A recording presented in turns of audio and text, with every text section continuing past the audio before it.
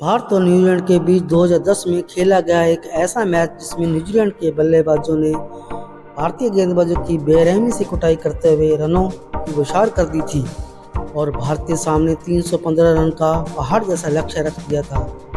यह विश्व क्रिकेट का वो दौर था जब 300 रन चेज करना असंभव जैसा होता था और यही कारण था कि पूरे क्रिकेट जगत ने भारत की हार पक्की मान ली थी। और इस पर रन चेज करते हुए जब सिर्फ 100 रन पर भारत के सारे बड़े बड़े बल्लेबाज धराशायी हो गए हैं तो न्यूजीलैंड के खिलाड़ी मैदान पर बेशर्मी का नंगा नाच रहे थे। लेकिन उस दिन एक भारतीय खिलाड़ी ने रनों की बारिश करते हुए पूरे न्यूजीलैंड को अकेले दम पर धराशायी कर दिया था और बता दिया था कि उसकी पावर के सामने दुनिया में किसी की कोई औकात नहीं है। कौन था वो खिलाड़ी और कैसा था उसका तांडव, ये जानने के लिए वीडियो को अंत तक जरूर देखिए और साथ ही इस वीडियो को लाइक करके कमेंट में जय हिंद जरूर लिखिए। भारत के कप्तान गौतम गंभीर ने टॉस जीतकर पहले गेंदबाजी करने का फैसला लेते हैं। न्यूजीलैंड की तरफ से बल्लेबाजी करने के लिए मार्टिन गुप्टिल और ब्रैडन मैकलम उतरते हैं। ये दोनों ही ऐसे खूंखार बल्लेबाज थे जो आते ही चौकों छक्कों की झड़ी लगा देते थे। और भारत की तरफ से गेंदबाजी की शुरुआत करते हैं स्विंग के सुल्तान जहीर खान। जहीर खान की पहली गेंद जबरदस्त इन स्विंग होती है, लेकिन पांचवी गेंद लेग साइड से काफ़ी बार फेंक देते हैं, जिस पर वाइड और चौके के रूप में न्यूजीलैंड को 5 रन मिल जाते हैं। अब दूसरा ओवर लेकर प्रवीण कुमार आते हैं जो अपनी स्विंग के लिए मशहूर थे, लेकिन प्रवीण कुमार को मार्टिन गुप्टिल ने 2 लगातार चौके जड़ दिए और उसके बाद मैकलम ने आगे बढ़कर एक जबरदस्त शॉट खेलते हुए फिर से चौका ठोक दिया। दूसरे ओवर में 3 चौके लगा के न्यूजीलैंड के ओपनर ने बता दिया था कि आज वह किस खूंखार अंदाज में खेलने वाले हैं। इसके बाद अगले ही ओवर में मैकलम ने जहीर खान को भी एक थप्पड़ जैसा शॉट मारते हुए चौका लगा दिया। अब तक सिर्फ चौके ही आ रहे थे, लेकिन छठे ओवर में मैकलम प्रवीण कुमार को एक जबरदस्त छक्का भी जड़ देते हैं। यह वो दौर था जब कहते थे कि मैकलम जिस दिन अपने रंग में होता था बड़े बड़े गेंदबाजों की धज्जियां उड़ा देता था। दोनों बल्लेबाज अब और खतरनाक अंदाज में बल्लेबाजी कर रहे थे और फास्ट बॉलर की कुटाई होने के बाद गंभीर ने गेंदबाजी के लिए अश्विन को बुलाया था, लेकिन पहली गेंद पर गुप्टिल को आगे बढ़कर एक जबरदस्त चौका लगा देते हैं और इसके बाद 5वीं गेंद पर मैकलम आगे बढ़कर एक खतरनाक सीधा शॉट मारते हैं जिसपे अश्विन का सिर फूटते फूटते बचता है। यह शॉट इतना तेज था कि अश्विन बेचारे कैच करना तो दूर खुद को मुश्किल में बचा पाए। न्यूजीलैंड को स्कोर अब 50 रन के पार पहुंच चुका था और भारत के गेंदबाजों की बेरहमी से कुटाई जारी थी। गेंदबाजों में अब एक और परिवर्तन करते हुए आशीष नेहरा को बुलाया जाता है, लेकिन गुप्टिल नेहरा की पहली गेंद पर एक हवाई शॉट खेलते हुए चौका लगा देते हैं और इसके बाद तीसरी गेंद पर फिर से हवाई शॉट खेलते हुए चौका ठोक देते हैं। 2 गेंदों पर 2 चौके लगाकर गुप्टिल अहंकार में आ जाता है और आशीष नेहरा के पास जाकर कहता है, अब मैं तुझे एक और चौका मारने वाला हूं। लेकिन अगली ही गेंद पर युवराज सिंह एक जबरदस्त कैच पकड़ कर उसका काम तमाम कर देता है और गुप्टिल का अहंकार भी चकनाचूर हो जाता है। 9वें ओवर में 23 रन के स्कोर पर न्यूजीलैंड का पहला विकेट गिर जाता है और बल्लेबाजी के लिए जेमी हाउ आता है। मैकलम का बल्ला लेकिन अभी भी आग उगल रहा था और 10वें ओवर में अश्विन का रिवर्स स्लिप लगाते हुए चौका लगाता है, लेकिन गुप्टिल की स्लेजिंग से नेहरा अब गुस्से में आ चुका था। उन्होंने अपने अगले ही ओवर में जेमी हाउ का भी काम तमाम कर दिया। हाउ का स्लिप में यूसुफ पठान ने जबरदस्त कैच पकड़कर उसे 4 रन पर प्ले में भेज दिया। 70 के स्कोर पर अब न्यूजीलैंड के 2 बल्लेबाज आउट हो चुके थे और अब क्रीज पर आया था न्यूजीलैंड का सबसे धाकड़ बल्लेबाज रोज टेलर, एक ऐसा बल्लेबाज जो चौकों और छक्कों की झड़ी लगा देता था। आते ही टेलर की किस्मत का साथ मिलता है जब गेंद बल्ले का बाहरी किनारा लेकर स्लिप में चौके के लिए जाती है। वहीं मैकलम की तूफानी बल्लेबाजी अभी भी जारी थी। नेहरा के अगले ही ओवर में 2 जबरदस्त चौके ठोक दिए। वो हर गेंद पर ऐसे आगे बढ़कर खेल रहा था जैसे आशीष नेहरा का कोई इंटरनेशनल गेंदबाज नहीं बल्कि गली मोहल्ले का गेंदबाज हो। और इसी कारण नेहरा और मैकलम के बीच स्लेजिंग भी होती है। ओवर की अंतिम गेंद पर मैकलम के खिलाफ कोट एंड बिहाइंड की जबरदस्त अपील होती है, लेकिन उस एम्पायर गेंद को वाइड दे देता है। अगले ही ओवर में पहली गेंद पर मैकलम फिर से एक शानदार चौका जड़ देता है। मैकलम जिस खतरनाक अंदाज से बल्लेबाजी कर रहा था वह भारत के लिए बड़ा खतरा बन चुका था, लेकिन अगली ही गेंद पर अश्विन ने मैकलम को रोहित शर्मा के हाथों कैच आउट करवा के न्यूजीलैंड को तीसरा और सबसे बड़ा झटका दे दिया था। यह विकेट भारत के लिए कितना इम्पोर्टेंट था वह आप भारतीय टीम के सेलिब्रेशन से समझ सकते हैं। 14वें ओवर में 91 के स्कोर पर न्यूजीलैंड के 3 बल्लेबाज आउट हो चुके थे और अब बल्लेबाजी के लिए स्कॉट स्टाइलिस आता है। क्रीज पर अब 2 नए बल्लेबाज थे, इसलिए दोनों संभल कर खेलना शुरू कर देते हैं और एक एक रन लेकर स्कोरबोर्ड को आगे बढ़ाते हैं और साथ ही दोनों बीच बीच में चौका भी लगा रहे थे। दोनों ने मिलकर न्यूजीलैंड के स्कोर को 28 ओवर में 155 रन पर पहुंचा दिया था। रन रेट जो एक समय 7 से ऊपर थी वह अब 5.5 पर आ चुकी थी, लेकिन तभी स्टाइलिस ने आगे बढ़कर युवराज सिंह को एक शानदार छक्का लगा दिया और इसके बाद अगले ही ओवर में उसने आगे बढ़कर यूसुफ पठान को भी एक चौका लगा दिया। स्टाइलिस अब धीरे धीरे 5वें गेयर में आ रहा था, लेकिन तभी एक छक्का मारने की कोशिश में वह यूसुफ पठान को अपना विकेट दे बैठा। पठान ने एक ऐसे साझेदारी को तोड़ दिया था जो भारत के लिए खतरा बन सकती थी। नए बल्लेबाज के रूप में जेम्स फ्रैंकलिन आता है जो बड़े बड़े छक्के मारने के लिए मशहूर था। पठान की अगली गेंद पर टेलर के खिलाफ एक जबरदस्त एलबीडब्ल्यू की अपील होती है, लेकिन अंपायर उसे नेट आउट दे देता है। 30 ओवर के बाद न्यूजीलैंड का स्कोर 4 विकेट के नुकसान पर 171 रन हो चुका था। फ्रैंकलिन को किस्मत के सहारे एक चौका मिल जाता है जो गेंद बल्ले का बाहरी किनारा लेकर चौके के लिए जाती है। ओवर की 5वीं गेंद पर एलबीडब्ल्यू की एक जबरदस्त अपील होती है, लेकिन अंपायर फिर से नॉट आउट देता है। हालांकि रिप्ले में साफ पता लग रहा था कि फ्रैंकलिन क्लियर आउट है, लेकिन तब किसे पता था कि अंपायर की यह गलती आज भारत को कितनी महंगी पड़ने वाली है। 36वें ओवर में फ्रैंकलिन पठान को 2 जबरदस्त चौके लगाता है और फिर उसके बाद अगले ओवर में स्वीप करके रोहित शर्मा को भी चौका लगा देता है। भारतीय दर्शकों को अब गुस्सा आ रहा था कि जो बल्लेबाज अब तक आउट हो जाना चाहिए था वो अंपायर की बेईमानी से भारत के गेंदबाजों की धुनाई कर रहा था। 37वें ओवर के बाद न्यूजीलैंड का स्कोर 210 रन पर 4 विकेट था। न्यूजीलैंड अब बैटिंग पावर प्ले ले लेती है और सबको लग रहा था कि अब न्यूजीलैंड इस पावर प्ले में तूफानी बल्लेबाजी करेगी, लेकिन अगले ही ओवर में अश्विन टेलर को एलबीडब्ल्यू आउट करके भारत की 5 सफलता दिला देते हैं। न्यूजीलैंड की आधी टीम अब प्ले में जा चुकी थी। सबको लग रहा था कि भारतीय गेंदबाजी ने 260-70 तक ही रोक देंगे। अब बल्लेबाजी के लिए डेनियल विटोरी आते हैं, वह एक शानदार चौका लगा देता है। फ्रैंकलिन अगले ही ओवर में जहीर खान को भी एक शानदार चौका लगाता है। 40वें ओवर के बाद न्यूजीलैंड का स्कोर 5 विकेट के नुकसान पर 229 रन था। 41वें ओवर में फ्रैंकलिन नेहरा को भी एक जबरदस्त चौका लगा देता है।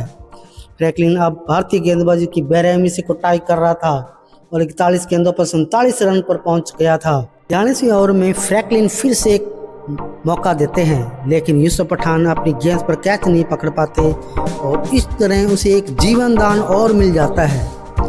पठान इसलिए भी कैच नहीं पकड़ पाते क्योंकि बीच में डेनियल विटोरी होते हैं और वह हटते ही नहीं, जिससे यूसुफ पठान काफ़ी गुस्सा भी थे और वह इसका बदला ओवर की अंतिम गेंद पर अगले ओवर में पठान नए बल्लेबाज काइल मिल्स के भी डंडे उखाड़कर भारत को 7वीं सफलता दिला देते हैं। यूसुफ पठान की दहाड़ पूरे स्टेडियम में गूंज रही थी और तिरंगा लहरा रहा था। अगले ओवर में फ्रैंकलिन एक सिंगल लेकर अपनी 50 पूरी करता है और इसके बाद आगे बढ़कर अश्विन को एक बेहतरीन छक्का लगा देता है। 39वें ओवर में पठान को पहले फ्रैंकलिन एक चौका लगाता है और उसके बाद नाथन मैकलम भी एक चौका जड़ देते हैं। 48वें ओवर में फ्रैंकलिन आशीष नेहरा को भी एक चौका लगाता है और 49वें ओवर में भी एक चौका लगा देते हैं। 49वें ओवर के बाद न्यूजीलैंड का स्कोर 7 विकेट नुकसान पर 295 रन था और फ्रैंकलिन बेहतर रन पर बल्लेबाजी कर रहा था और गेंद थी आशीष नेहरा के हाथों में। भारतीय फैंस उम्मीद कर रहे थे न्यूजीलैंड 300 से ज़्यादा रन ना बना पाए, लेकिन फ्रैंकलिन ओवर की दूसरी गेंद पर एक जबरदस्त ऊंचा लंबा शॉट छक्का ठोक देता है। यह शॉट कितना खतरनाक था यह आप नेहरा के उदास चेहरे से समझ सकते हैं, लेकिन अभी यह तो फ्रैंकलिन के तांडव की शुरुआत थी। अगली गेंद पर फ्रैंकलिन ने एक और जबरदस्त छक्का लगा देता है। न्यूजीलैंड का स्कोर 300 के पार पहुंच चुका था। अगली गेंद पर फ्रैंकलिन एक और जबरदस्त चौका जड़ता है और उससे अगली गेंद को फिर हवा में खेलता है, लेकिन फील्डर से कैच छूट जाता है और न्यूजीलैंड को एक और चौका मिल जाता है। फ्रैंकलिन अब 97 के स्कोर पर पहुंच चुका था और पारी की अंतिम गेंद पर बाकी थी, लेकिन अंतिम गेंद पर वह सिर्फ एक ही रन ले पाता है, जिससे उसका शतक पूरा ना हो सका। लेकिन अंतिम ओवर में 22 रन ठोकर सिर्फ 69 गेंदों पर 98 की नॉट आउट पारी से उसने 50 ओवर में न्यूजीलैंड का स्कोर 315 रन पर पहुंचा दिया था, जो भारत के लिए लगभग असंभव जैसा था, क्योंकि यह क्रिकेट का वो दौर था जब 300 रन चेज होना किसी चमत्कार से कम नहीं था। लेकिन डग आउट में बैठा एक भारतीय खिलाड़ी यह चमत्कार करने की ठान चुका था, जिससे यह मैच रोमांच की सारी हदें पार करने वाला था।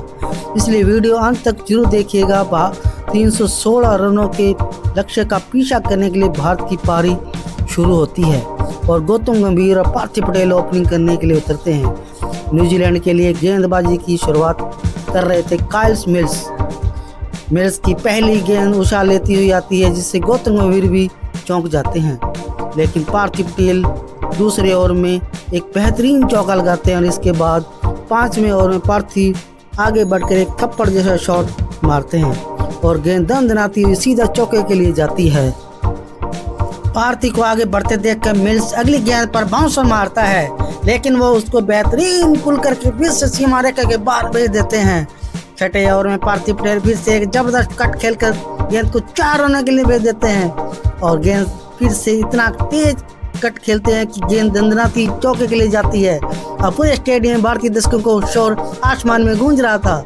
7वें ओवर में गौतम गंभीर को किस्मत के सहारे अपना पहला चौका मिलता है, लेकिन अगले ही ओवर में गंभीर गेंद के ऊपर आते हुए खूबसूरत ड्राइव करके चौका लगाते हैं।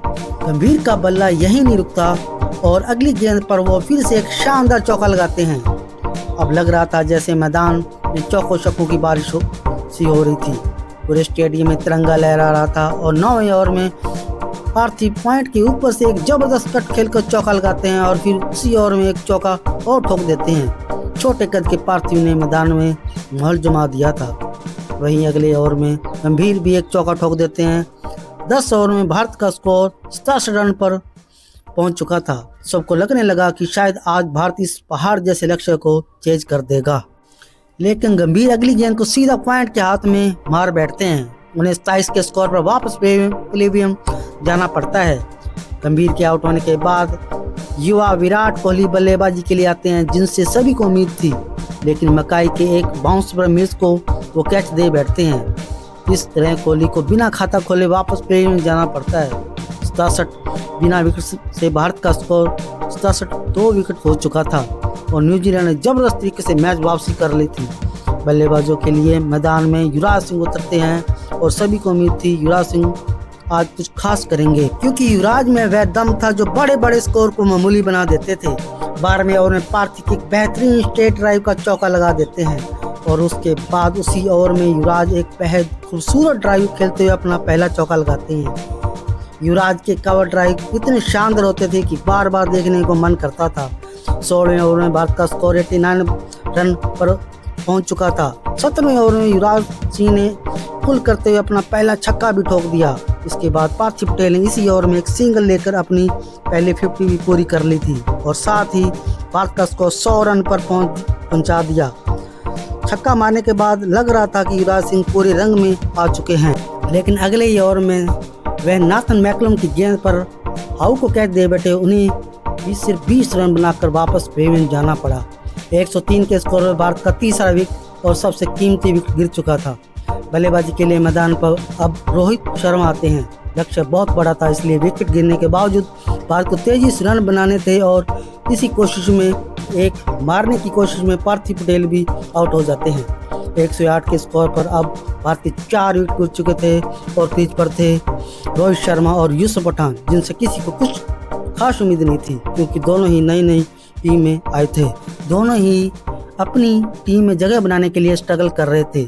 सब ने यह मान लिया था कि यह मैच भारत पूरी तरह से हार चुका है। आधे से ज़्यादा लोगों ने तो टीवी बंद कर दिए थे।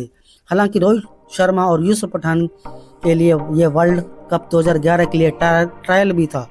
स्पोर्ट एक ही था, इसलिए इन दोनों में से जो ज़्यादा अच्छा करता वर्ल्ड कप जाता। दोनों बल्लेबाज अब एक 2-2 रन लेकर भारत के स्कोर को आगे बढ़ाते हैं। 24 ओवर में रोहित शर्मा ने विराट की गेंद पर आगे बढ़कर एक जबरदस्त गगनचुंबी छक्का ठोक दिया। इसके बाद रोहित मकाई की गेंद पर भी एक जबरदस्त कट खेलकर बाउंड्री के पार पहुंचा देते। बचे हुए 20 ओवर में भारत को 152 रन बनाने थे और जो उस समय के हिसाब से असंभव जैसा लग रहा था, लेकिन भारत के दोनों शेरों ने हिम्मत नहीं हारी थी। 31वें ओवर में विक्टोरी की गेंद पर एक और गगनचुंबी छक्का पठान ठोक देते हैं। पठान के इतने लंबे छक्के जा रहे थे कि बाउंड्री पर खड़े फील्डर दर्शक मात्र बनकर रह गए थे। अगले ओवर में रोहित शर्मा विकेट के ऊपर से एक लॉफ्टर शॉट खेलकर चौका लगाते हैं। इसके बाद अगले ओवर में पठान एक लॉफ्टर शॉट खेलकर चौका लगाते हैं। 33वें ओवर में भारत का स्कोर 187 रन पर पहुंच चुका था। लग रहा था कि भारत मैच में वापसी कर रहा है, लेकिन अगले ओवर में रोहित शर्मा सऊदी की गेंद पर कैच दे बैठते हैं। रोहित शर्मा 44 रन बनाकर अब 5वें विकेट के रूप में पवेलियन जा रहे थे और इसी के साथ भारत की उम्मीद भी टूट चुकी थी क्योंकि अब यूसुफ पठान का साथ देने के लिए सौरभ तिवारी क्रीज पर थे। 36 ओवर के बाद भारत का स्कोर 230 रन होता है, लेकिन तभी बारिश आ जाती है। भारत के लिए ये टेंशन की बात थी क्योंकि अगर यहाँ से मैच आगे नहीं होता तो भारत हार जाता, क्योंकि डकवर्थ नियम के हिसाब से इस समय भारत को 5 रन पीछे था। लेकिन कुछ देर बाद मैच वापस शुरू होता है, कोई और भी कम नहीं होते। भारत का स्कोर यहाँ से 14 ओवरों में 113 रन बनाने थे और यूसुफ पठान 48 रन पर बल्लेबाजी कर रहे थे और यहाँ से शुरू होता है पठान का पावर गेम। बारिश के बाद पहले गेंद पर यूसुफ पठान एक बहुत ऊंचा छक्का मारते हैं, साथ ही अपनी 50 भी पूरी कर लेते हैं। कहते हैं कि अगर गेंद पठान की रडार में आ जाती थी फिर कितनी भी बड़ी बाउंड्री गेंद बाहर खींच जाती थी। अगले ओवर में पठान एक शानदार चौका और लगाते हैं। स्पिन की पिटाई के होने के बाद यूसुफ पठान का आउट करने के लिए तेज गेंदबाज काइल स्मिथ को बुलाया जाता है, लेकिन यूसुफ पठान उस पर इतना लंबा और ऊंचा छक्का मारते हैं कि गेंद सीधा स्टेडियम की छत पर जाके गिरती है। वही पठान यह शॉट अपनी जगह पर खड़े खड़े खेलते हैं। पूरी दुनिया पठान की पावर देख रही थी। भारतीय फैंस पहली बार एक ऐसे इंडियन क्रिकेटर को देख रहे थे जो अपनी पावर से इतने लंबे लंबे छक्के मार सकता था।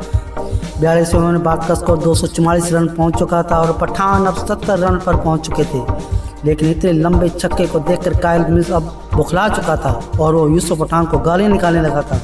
लेकिन वह भूल गया था कि यूसुफ पठान को गाली देना मतलब अपनी मौत को दावत देना है। वो 43वें ओवर को लेकर आता है और स्ट्राइक पर उसका काल यूसुफ पठान ही था। पहली गेंद पर पठान का पल्ला तलवार की तरह चलता है और गेंद सीधा 4 रन के लिए जाती है। चौका लगने के बावजूद मिल्स नहीं सुधरता और फिर पठान से बहस करता है, लेकिन पठान इसका जवाब फिर एक चौका लगा कर देते हैं और उसके बाद पठान फिर से एक शानदार चौका लगा देते हैं। इस ओवर में 3 चौके आ चुके थे, लेकिन यूसुफ पठान का असली कैच छूटना तो अभी बाकी था। अगली गेंद पर पठान ने फिर से अपनी ताकत दिखाई और गगनचुंबी छक्का ठोक दिया। मिल्स की दरियां उड़ाकर यूसुफ पठान ने बता दिया कि उनसे उलझने का अंजाम क्या होता है। चार्ल्स मिल्स की गलती का अंजाम पूरा न्यूजीलैंड भुगत रहा था और देखते ही देखते यूसुफ पठान अब सिर्फ 78 गेंद पर 98 रन के स्कोर पर पहुंच चुके थे।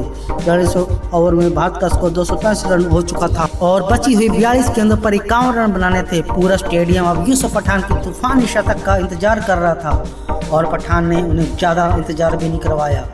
अगले ओवर की पहली गेंद पर एक शानदार छक्का जड़ के पठान ने अपना पहला वनडे शतक पूरा कर लिया। शतक पूरा करने के बाद यूसुफ पठान का सेलिब्रेशन देखने लायक था। पूरे स्टेडियम में एक ऐसा आदमी नहीं था जो खड़े होकर तालियां ना बजा रहा हो। भारतीय क्रिकेट में ऐसी तूफानी पावरफुल शतक लंबे समय से नहीं आया था। पूरा ड्रेसिंग रूम भी अब यूसुफ पठान के लिए तालियां बजा रहा था, लेकिन काम अभी अधूरा था क्योंकि भारत को जीत के लिए 45 रन और बनाने थे और ये रन बनाने की जिम्मेदारी यूसुफ पठान के कंधों पर थी, क्योंकि शतक का वही याद रखे जाते हैं जो टीम को जीत दिलाते हैं। इसलिए पठान ने अब बिना ज़्यादा रेस के लिए भारत का लक्ष्य के पास पहुंचाना शुरू कर दिया, क्योंकि वे जानते थे कि अब ऑस्किंग रन रेट ज़्यादा नहीं है। यही एक शानदार खिलाड़ी की पहचान होती है कि वह टीम की जरूरत के हिसाब से खेलता है। 47वें ओवर के बाद भारत का स्कोर 297 रन पर पहुंच चुका था। 18 गेंदों पर भारत की जीत के लिए 19 रन की जरूरत थी। गेंदबाजी के लिए अब टीम सऊदी ही आता है और यहाँ से न्यूजीलैंड को अभी भी लग रहा था कि यूसुफ पठान को आउट कर दिया तो मैच जीत सकते हैं, लेकिन वो दिन पठान की पावर का था और यूसुफ पठान उसको भी एक जबरदस्त छक्का जड़ देता है। यूसुफ पठान की दिलदारी पारी देखकर सौरभ तिवारी के हौसले बढ़ जाते हैं और वह भी सऊदी को चौका जड़ देता है। वैसे भी यूसुफ पठान ने की हुई गेंदबाजी की इतनी बेरहमी से कुटाई की थी कि जैसे वह गली मोहल्ले के गेंदबाज हों। उनके कंधे पर अब गिर चुके थे, इसलिए तिवारी भी उन पर अपना हाथ साफ कर रहे थे। भारत को 13 गेंदों पर सिर्फ 8 रन चाहिए थे और तभी सौरभ तिवारी सऊदी की एक गेंद को चौका मार देते हैं। भारत को 9 गेंदों पर सिर्फ 2 रन चाहिए थे और यूसुफ पठान को एक तेज सिंगल लेकर स्कोर की बराबरी पहुंचा देते हैं। यह सिंगल लेने के बाद यूसुफ पठान की खुशी देखिए, उन्हें इस बात की चिंता नहीं थी कि विनिंग शॉट नहीं मारेंगे, बल्कि इस बात की खुशी थी कि उनकी मेहनत अब सफल हुई। इसके बाद सौरभ तिवारी एक ज़बरदस्त छक्का लगा के भारत को 5 विकेट की चमत्कारी जीत दिला देते हैं। लेकिन आज की जीत असली हीरो थे यूसुफ पठान, जिन्होंने सिर्फ 96 गेंदों पर 123 रन की नॉकआउट पारी खेली, जिसमें 7 चौके और 7 गगनचुंबी छक्के भी शामिल थे। इसी के साथ यूसुफ पठान का रौंदा रूप पूरी दुनिया ने देख लिया था, वह कितनी खतरनाक बल्लेबाजी कर सकते हैं। पठान को उनकी शानदार नॉकआउट धुआंधार शतक के लिए मैन ऑफ द मैच दिया गया और बाद में उनकी इसी खतरनाक रूप के लिए उन्हें 2011 वर्ल्ड कप में रोहित शर्मा की जगह